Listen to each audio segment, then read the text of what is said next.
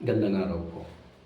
Kasi ako'y nakarinig ng mga reaction, lalo na sa mga Seventh-day Adventist Church, na nalilito at naguguluhan sa salitang Word of God.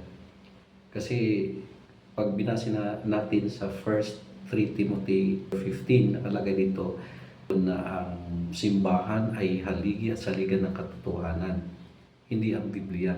Ngayon nag-react po sila na hindi, ang Word of God ang saligan.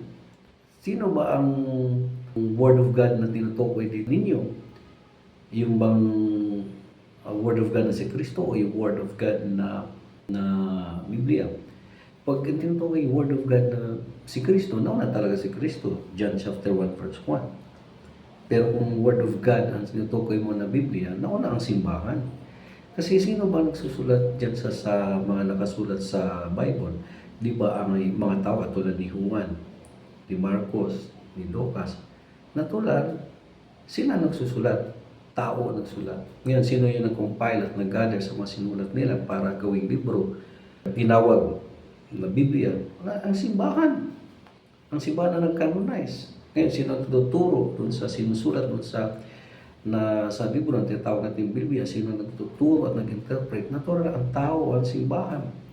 Ang sabi niya sa John chapter 14 verse 26 na sabi, papadala ko sa inyo Espiritu Santo at siya magtuturo at magpaalala sa lahat ng sinasabi ko sa inyo. So, ang simbahan ang nagtuturo. Kaya ang simbahan ay ang saligan ng katotohanan. Simbahan, hindi po ang Biblia. Kasi ang Biblia, tao ang nagsusulat diyan. Ngayon, pag sinabi niya, hindi, nauna ang salita ng Diyos. Ang salita ng Diyos na si Kristo, natural, nauna siya. Pero ang salita ng Diyos na Biblia, nauna ang simbahan, mga tao. Kasi ang simbahan, hindi lang naman ang building o structure, kundi ang simbahan ay community of the believers, yung mga taong naniwala sa Diyos.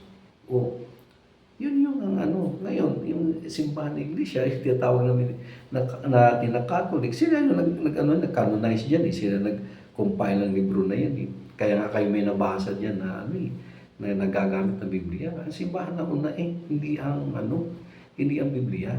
Kaya pag sinabi niyo yung Word of God na una, tumutukoy yan kay Kristo, tama kayo. Pero kung tumutukoy yan sa Biblia na Word of God, nauna ang simbahan. Yun lang kapatid.